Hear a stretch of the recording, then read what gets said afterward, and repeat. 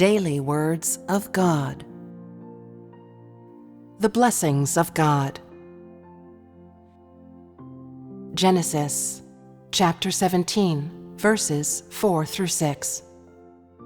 As for me, behold, my covenant is with you, and you shall be a father of many nations.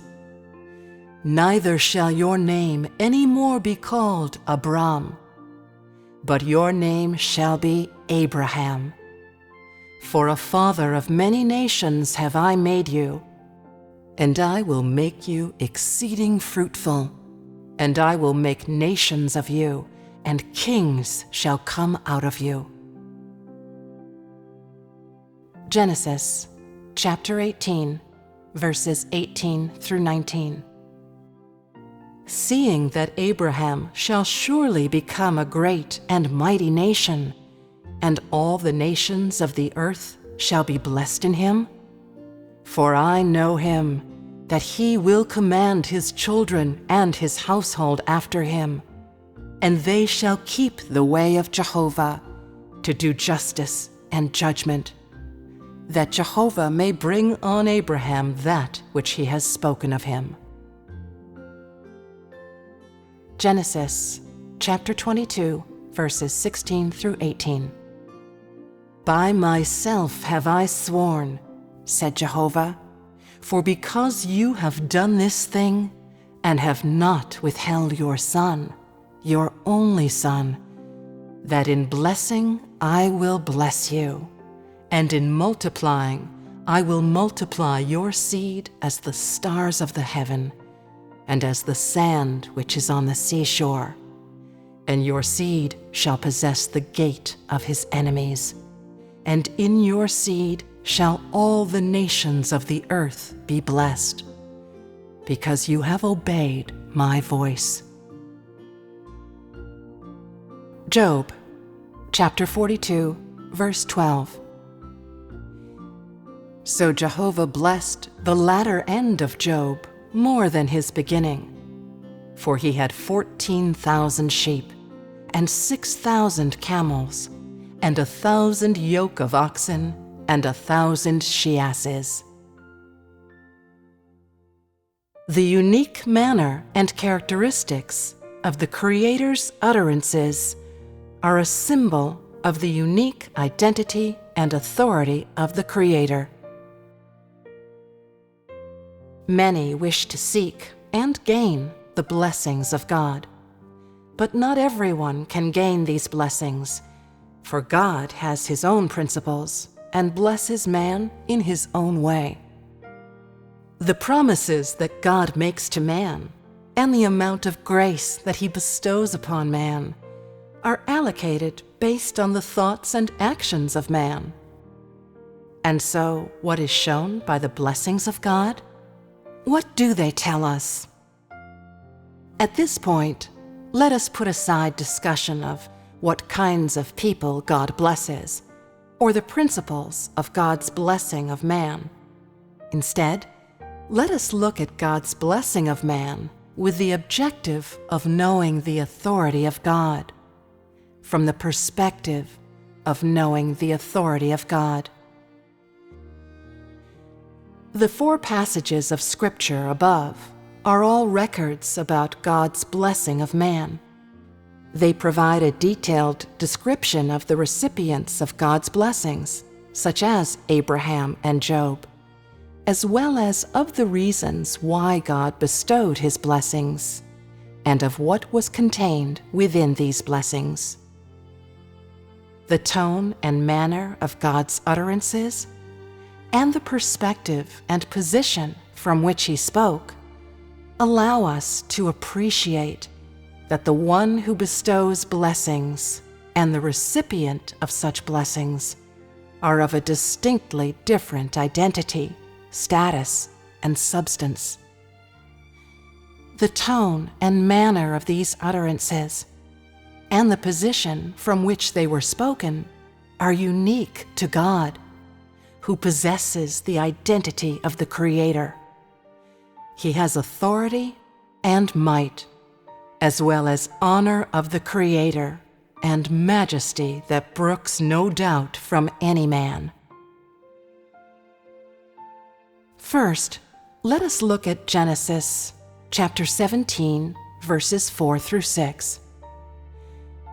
As for me, behold, my covenant is with you, and you shall be a father of many nations. Neither shall your name any more be called Abram, but your name shall be Abraham. For a father of many nations have I made you, and I will make you exceeding fruitful, and I will make nations of you, and kings shall come out of you. These words were the covenant that God established with Abraham, as well as God's blessing of Abraham. God would make Abraham the father of nations, would make him exceedingly fruitful, and would make nations of him, and kings would come of him. Do you see the authority of God in these words? And how do you see such authority? Which aspect of the substance of God's authority do you see? From a close reading of these words, it isn't hard to discover that the authority and identity of God are clearly revealed in the wording of God's utterances. For example, when God says, "My covenant is with you, and you shall, have I made you, I will make you." Phrases such as "you shall" and "I will," whose wording bears the affirmation of God's identity and authority, are, in one respect, an indication of the Creator's faithfulness. In another respect, they are special words used by God, who possesses the identity of the Creator, as well as being part of conventional vocabulary. If someone says they hope another person will be exceeding fruitful, that nations will be made from them, and that kings shall come from them, then that is undoubtedly a kind of wish and is not a promise or a blessing. And so they dare not say, "I will make you such and such, you shall such and such," for they know that they do not possess such power. It is not up to them, and even if they say such things, their words would be empty and nonsense, driven by their desire and ambition. Does anyone dare to speak in such a grand tone if they feel that they cannot accomplish their wishes? Everyone wishes well for their descendants and hopes that they will excel and enjoy great success. What great fortune it would be for one of them to become emperor. If one were to be a governor, that would be good too, just as long as there's someone important. These are all people's wishes, but people can only wish blessings upon their descendants and cannot fulfill or make any of their promises come true. In their hearts, everyone clearly knows that they do not possess the power to achieve such things, for their everything is beyond their control, and so how could they command the fate of others? Whereas the reason why God can say words like these is because God possesses such authority and is capable of accomplishing and realizing all the promises that He makes to man, and of making all the blessings that He bestows upon man come true. Man was created by God, and for God to make someone exceedingly fruitful would be child's play. To make someone's descendants prosperous would require but a word from Him. He would never have to work himself into a sweat for such a thing, or task his mind, or tie himself in knots over it. This is the very power of God, the very authority of God.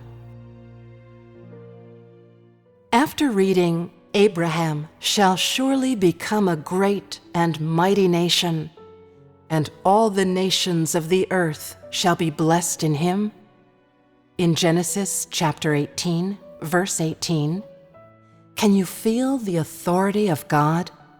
Can you sense the extraordinariness of the Creator? Can you sense the supremacy of the Creator? The words of God are certain. God does not say such words because of, or in representation of, his confidence in success. They are, instead, proof of the authority of God's utterances, and are a commandment that fulfills the words of God. There are two expressions that you should pay attention to here.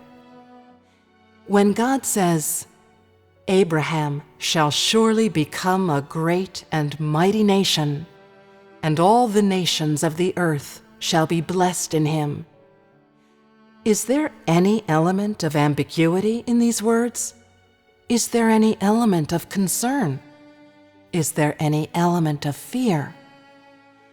Because of the words "shall surely" and "shall be" in God's utterances, these elements, which are particular to man and often exhibited in him, have never borne any relation to the Creator.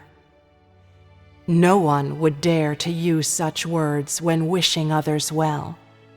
No one would dare to bless another with a great and mighty nation with such certainty, or promise that all the nations of the earth shall be blessed in him. The more certain the words of God, the more that they prove something. And what is that something? They prove that God has such authority, that his authority can accomplish these things, and that their accomplishment is inevitable. God was certain in his heart, without the slightest hesitation, of all that he blessed Abraham with. Furthermore, the entirety of this would be accomplished in accordance with his words, and no force would be able to alter, obstruct, impair, or disturb its fulfillment. Regardless of what happened, nothing could abrogate or influence the fulfillment and accomplishment of God's words. This is the very might of the words uttered from the mouth of the Creator, and the authority of the Creator that does not brook the denial of man. Having read these words, do you still feel doubt? These words were spoken from the mouth of God, and there is power, majesty, and authority in the words of God. Such might and authority, and the inevitability of the accomplishment of fact, are unattainable by any created or non-created being, and unsurpassable by any created or non-created being.